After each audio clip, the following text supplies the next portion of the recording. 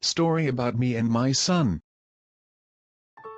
My wife and I divorced 3 years ago, and I share a house with my eldest son Peter. I've been really busy trying to keep up with maintenance around the house, but it's hard when I'm working as well, and Peter's not much help.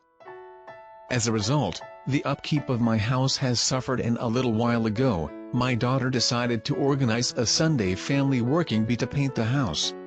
She invited all the family, including Peter. My ex-wife also agreed to come and assist, with our youngest son Scott. Peter, who has been counseled for anger problems, had been particularly difficult to live with for a while and was undergoing medical treatment for a depression-related illness. He has been a heavy marijuana smoker for about 10 years. He's really very self-absorbed to the point where every action in his life revolves around his own desires and there is little or no consideration for others. He is also extremely sensitive. You could even describe him as paranoid. When he is in the company of others, there is always tension. It is like waiting for a time bomb to explode. Friends and family are walking on eggshells around him. Sadly, it means that some people don't encourage his company. The family all arrived at about 9 a.m. on the day of the working bee, but Peter was not at home because he had been called out during the night to help a friend who was involved in an accident. Shortly after work commenced, Peter arrived home very tired. He immediately complained about the cars in the drive blocking his access and insisted on them all being rearranged. He yelled at his sister because he believed all the activity and noise around the house would keep him awake. Other family members offered a bed at their house where it would be quiet and he would be undisturbed. He was very angry and rude, saying that this was his house and he should be able to sleep in his own bed.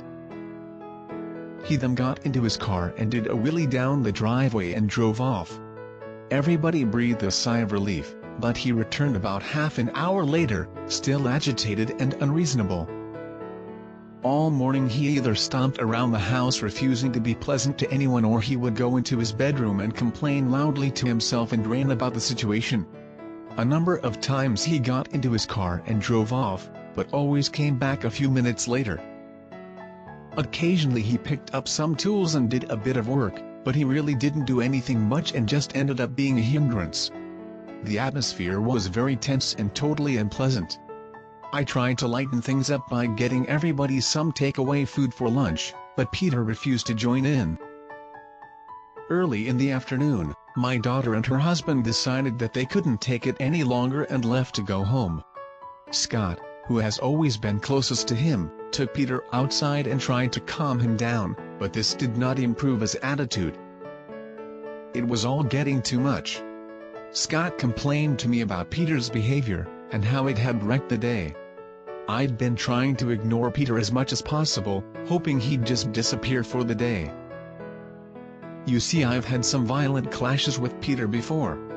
I was really close to all the kids, especially Peter, and I reckon I'm really patient up to a point. Sometimes, though, I just reach the stage where I snap, and I can't control it anymore. I guess I haven't been the best example over the years. I lost it and rushed at Peter, and we started wrestling and yelling at each other. Furniture and tools were being knocked over, and everybody else was too scared to intervene. We were swearing and yelling loudly at each other. It must have been a really ugly and frightening scene. People were screaming at us to stop, but I kept yelling back for them to keep out of it. I just wanted to knock some sense into him. It seemed the only way to solve the problem. I was so furious with him and his attitude, I couldn't stop myself.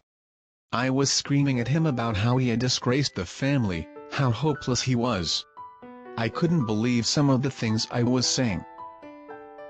Eventually, we both ran out of steam, and I started to feel exhausted and upset. I had to walk away and go to a quiet part of the house. Of course, the painting project ceased and everybody went home except Scott. My ex-wife wouldn't talk to me. Scott then spoke to Peter at length. This time he listened closely and poured out his troubles, and they had a very emotional but constructive discussion. The talk was beneficial, however, there was still no commitment from Peter to resolve his heavy substance use. Peter insisted that cannabis does not make his mental problems worse and stated that he smokes it because it makes me peaceful.